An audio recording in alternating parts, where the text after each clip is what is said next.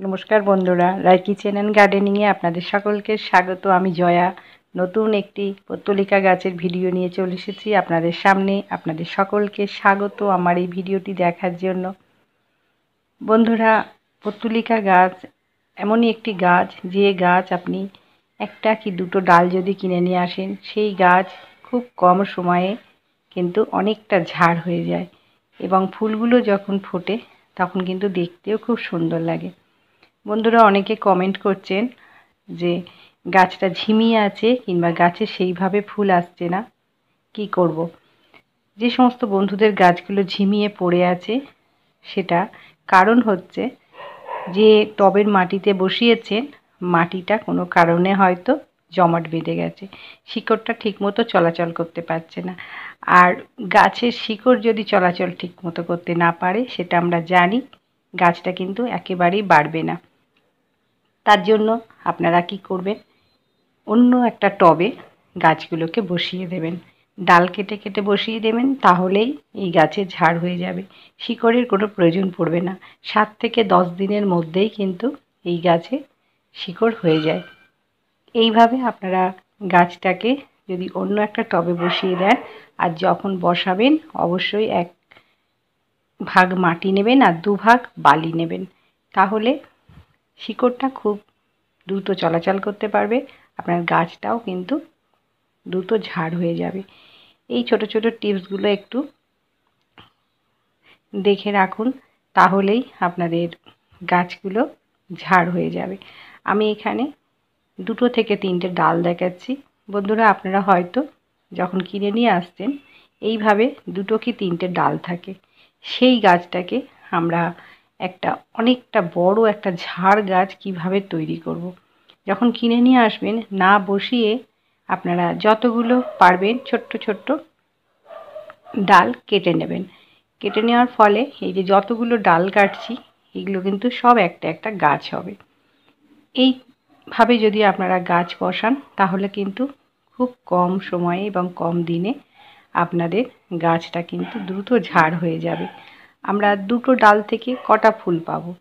8টা থেকে 10টা। কিন্তু এই যে এখানে আমি যদি 15 থেকে 20টা ডাল কাটতে পারি, সেখানে কিন্তু আমাদের অনেক অনেক ফুল আমি পাবো, আর গাছটা দ্রুত ঝাড় হয়ে যাবে। আমি এখানে মাটি তৈরি করাও দেখিয়ে দিচ্ছি।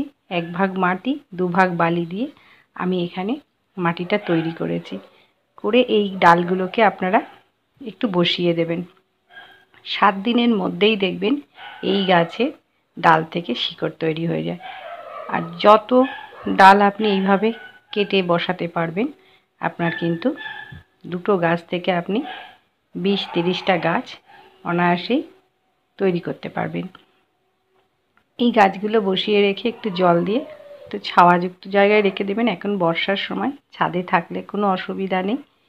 রেখে দেওয়ার পর আমি 10 দিন পর আপনাদের সামনে নিয়ে এসেছি। দেখুন গাছগুলো ছোট্ট ছোট্ট গাছ, সে কিন্তু তৈরি হয়ে গেছে এবং শিকড়ও হয়ে গেছে। শিকড়টাও আমি আপনাদের গাছটা তুলে দেখাচ্ছি। এই গাছ আমাদের 2-1টা ডাল থেকেই কিন্তু আমরা অনেকটা গাছ তৈরি করতে পারি। এবার এই গাছের জন্য কি খাবার দেব? প্রথমে যে খাবারটা বন্ধুরা আপনারা দেবেন, সেটা হচ্ছে নাইট্রোজেনযুক্ত খাবার এই গাছকে আমাদের দিতে হবে। নাইট্রোজেনের জন্য আমি এখানে চা পাতা রেখেছি।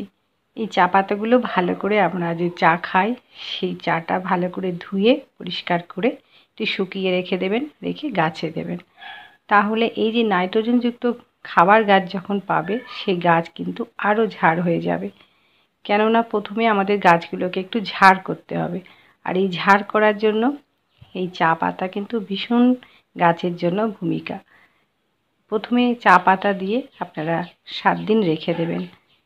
তারপর আমি আরেকটা খাবার দিচ্ছি ফুল আসার জন্য। সেই খাবারটা পেয়ে আপনার গাছ ভর্তি ফুল আপনি উপহার পাবেন। আমি চা পাতা রেখেছি আর কলার খোসা। চা পাতায় যেমন প্রচুর পরিমাণে নাইট্রোজেন আছে, তেমন কলার খোসায় আছে প্রচুর পরিমাণে পটাশিয়াম। আর এই পটাশিয়ামের জন্যই কিন্তু আমরা গাছ ভরা ফুল পাই। এই চা পাতা আর কলার খোসা আমি 1 রাতের জন্য ভিজিয়ে রাখছি, কেননা এখন বর্ষার সময় বেশি আমি দুর্গন্ধযুক্ত কোনো কিছু তরল সার গাছে দেব না। তার জন্য 1 রাত বন্ধুরা আপনারা ভিজিয়ে রাখবেন। ভিজিয়ে রাখার পর আমরা গাছে কতটা পরিমাণে দেব সব আমি জানাবো।